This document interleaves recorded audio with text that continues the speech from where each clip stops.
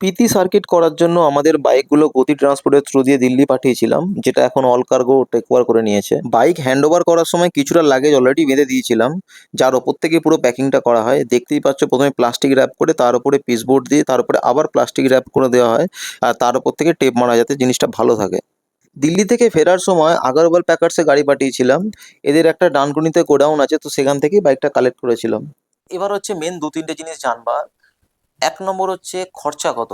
তো কলকাতা থেকে দিল্লি ট্রান্সপোর্ট করতে গেলে বাইক মোটামুটি ধরে রাখো 9 থেকে 10 হাজার টাকার মধ্যেই পড়বে খরচা। দু নম্বর হচ্ছে লাগেজটা কিভাবে পাঠালে সুবিধা। আমরা যেটা ভুল করেছিলাম সেটা হচ্ছে বাইকের ওপরেই কিছুটা লাগেজ বেঁধে দিয়ে তার উপরেই প্যাকিং করে পাঠিয়ে দিয়েছি। এতে কি হয়, বাইকটা অনেক হেভি হয়ে যায়।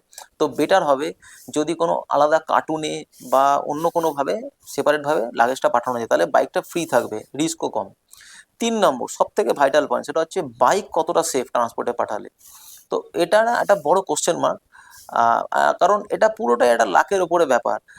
যেমন আমরা বাইক পাঠিয়েছিলাম, আমার বাইকের ক্লাচ লিভার ভেঙে দিয়েছিল, আরেকজনের বাইক ছিল তার সাইড স্ট্যান্ড বেঁকিয়ে দিয়েছে, প্লাস আরও দু তিনটে জিনিস ভেঙে দিয়েছে। কারণ যখন বাইকটা আমার প্যাকিং করে আনলোডিং করছে বাইরেতে ট্রাকে, তারপরে কি কি আরো মাল চাপাবে বা আমার বাইকের উপরে কিছু চাপিয়ে দিল কিনা সেটার গ্যারান্টি কেউ নিতে পারবে না, কারণ যারা লোড করছে এটা একমাত্র তারাই জানে। তার গ্যারান্টি কোথাও নেই। অনেকে বলে 3% 5% একটা ইন্স্যুরেন্স থাকে, বাট সেইভাবে কোনোদিনও ড্যামেজ রিকভারি হয় না।